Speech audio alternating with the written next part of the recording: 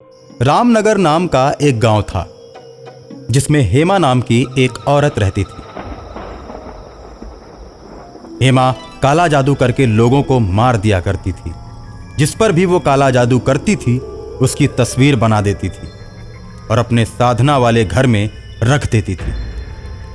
मंत्र पढ़कर उस तस्वीर में सुइयां चुभोना शुरू कर देती थी। जिस किसी की भी तस्वीर में वो सुइयां चुभो देती थी वो आदमी दर्द की वजह से चिल्लाने लगता था और अंत में काले जादू के असर उसके ऊपर होने लगते थे। वो तड़प तड़प कर दम तोड़ देता था। इस तरह हेमा को जो भी परेशान करता बात बात पर ही काला जादू करके वो उसे मार देती। हेमा के काले जादू के असर ने बहुत से लोगों को मार दिया था। उसके बाद यह घटना चर्चा का विषय बन गई कि गांव में महामारी आ गई है। जिसको भी यह महामारी अपनी चपेट में लेती है वह इंसान तड़प तड़प कर मर जाता है। एक दिन हेमा ने गांव के मुखिया पर ही काला जादू करने की बात सोची और अपने कमरे में जाकर दरवाजे को बंद करके मुखिया की आकृति बनाने लगी। आकृति के सामने नींबू काटने लगी। नींबू काटकर आकृति को माला पहनाती है और पहली सुई आकृति के सीने में चुभाती है और सीने में सुई चुभते ही मुखिया के सीने में दर्द होने लगता है। तो लोग कहते हैं कि मुखिया भी महामारी की चपेट में आ चुका है। अब यह भी नहीं बचने वाला। मुखिया का लड़का राजेश शहर से एम्बुलेंस बुलाकर मुखिया को शहर के बड़े डॉक्टर को दिखाता है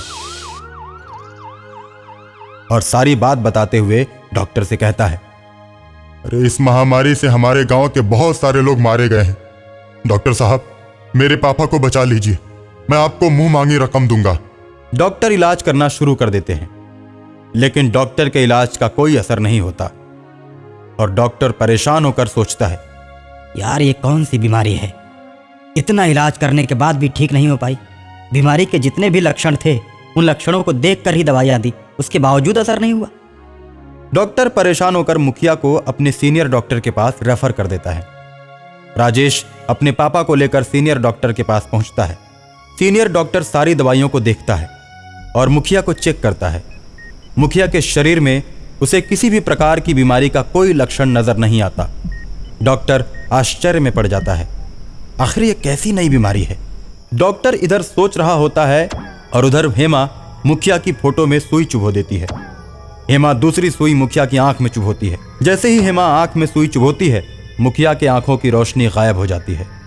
मुखिया कहता है, डॉक्टर साहब मुझे ऐसा लगता है कि किसी ने मेरी आंखों में सुई चुभो दी है। बहुत ज्यादा दर्द हो रहा है, मुझे कुछ दिखाई नहीं दे रहा है। देखते ही देखते मुखिया की आंखों से खून बहने लगता है। डॉक्टर ने अपने जीवन में इस प्रकार का मरीज पहले कभी नहीं देखा था। डॉक्टर सोच में पड़ जाता है और राजेश से कहता है, तुम्हारे पापा की बीमारी मेरी समझ से बाहर है भाई।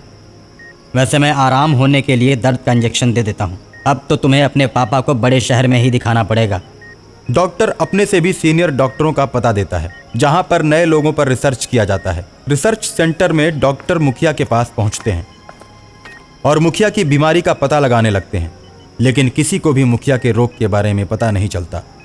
सभी डॉक्टर सोचने पर मजबूर हो जाते हैं कि आखिर ये कौन सी बीमारी है। उसी रिसर्च सेंटर में एक बीमार तांत्रिक अपना इलाज कराने आता है।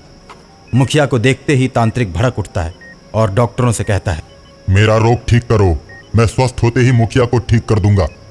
इसे कोई रोग नहीं हुआ है, इस पर सिर्फ और सिर्फ काला जादू का असर है, जिसके चलते दवाइयां असर नहीं कर रही हैं। काला जादू नाम सुनकर डॉक्टर हैरान हो जाते हैं। सबसे पहले तांत्रिक को दवा देकर ठीक करते हैं। तांत्रिक ठीक हो जाने के बाद बोलता है, मैं जानता हूं कि आप लोग काले जादू को नहीं मानते, इसलिए मैं आप लोगों को जादूगरनी के पास ले चलता हूं ताकि आप लोगों को विश्वास हो जाए कि काला जादू होता है, जिसे तांत्रिक ही ठीक कर सकता है। तांत्रिक डॉक्टरों को लेकर मुखिया के गांव में पहुंचता है और नींबू पर मंत्र फूंक कर फेंकता है। नींबू गेंद की तरह आगे आगे चलने लगता है और उसके पीछे पीछे मुखिया, डॉक्टर और गांव के कुछ लोग चलते हैं।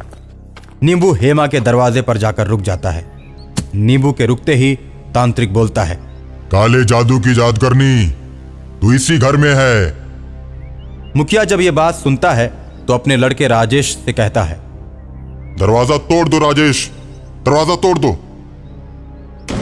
और दरवाजा टूटते ही सभी हेमा के घर के अंदर प्रवेश कर जाते हैं।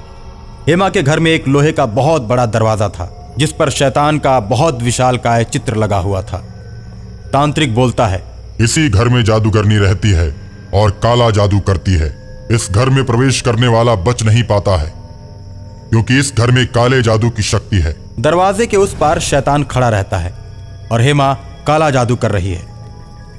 हेमा को इस बात की भनक लग जाती है कि गांव वाले एक तांत्रिक को लेकर आए हैं। हेमा गुस्से में आकर दरवाजा तोड़ती है।